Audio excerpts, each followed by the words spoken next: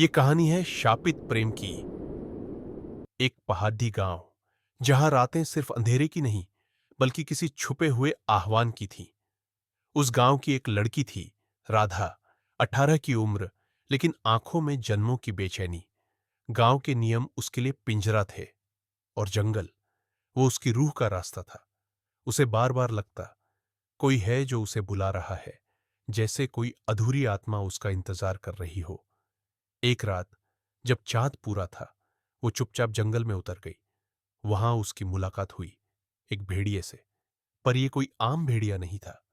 उसकी आंखों में इंसान जैसी पीड़ा थी, और सदियों पुरानी कहानियां। दोनों एक दूसरे की ओर खींचते गए। पहली बार नहीं लगा कि वो अलग है। ये सिर्फ मिलन नहीं था, ये एक शापित प्रेम की शुरुआत थी। गांव में एक बकरी मरी हुई मिली, गला चीरकर फेंका गया।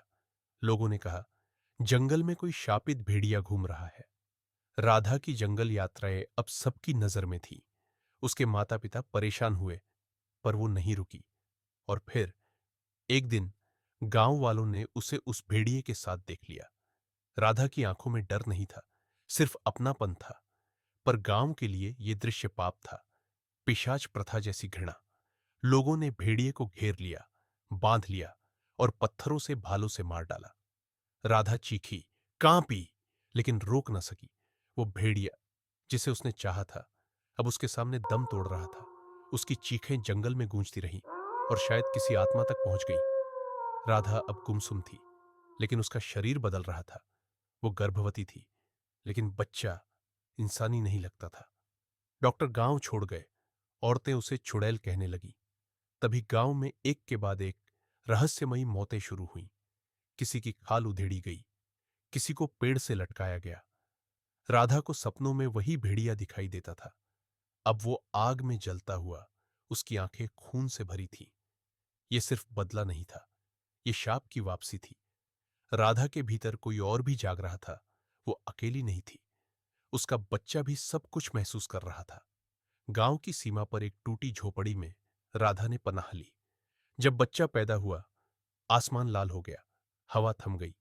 पर उसकी रुलाई दहाड़ जैसी थी। वो आधा इंसान था, आधा भेड़िया।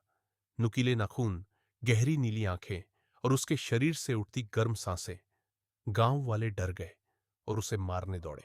लेकिन एक ही चीख में बच्चे ने एक आदमी को फाड़ डाला। अब राधा मां नहीं थी, वो एक चेतावनी थी, जैसे कोई पैगाम बनकर धरती पर आई हो। किसी को कुछ कहने की जरूरत नहीं रही, सब कुछ उसकी आंखों में लिखा था। उस रात जब चांद फिर पूरा हुआ, राधा और उसका बेटा गांव लौटे। पर अब वो वैसी नहीं रही। उसके भीतर भेड़िए की आत्मा पूरी तरह जाग चुकी थी। हवाओं में चीखें थी, गांव में आग लग गई।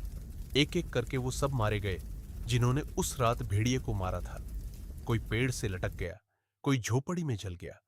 राधा अब औरत नहीं रही, वो विनाश का औजार बन चुकी थी। सुबह गांव सिर्फ खंडहर था, और उस खंडहर के बीच बैठा था वो बच्चा, जिसकी आंखों में आंसू नहीं, सिर्फ एक भेड़िए की विरासत थी। अंतिम संदेश। प्रेम अगर पशु से हो तो वो पाप कहलाता है, पर नफरत अगर इंसान से हो तो वो परंपरा बन जाती है। जिसे इंसान ने राक्षस कहा, वो सिर्फ एक आत्मा थी जिसने प्रेम किया, और जिस समाज ने उसे मारा, वो खुद राक्षस बन गया। जंगल का भेड़िया मर गया, पर गांव का शिकार अब तक जारी है।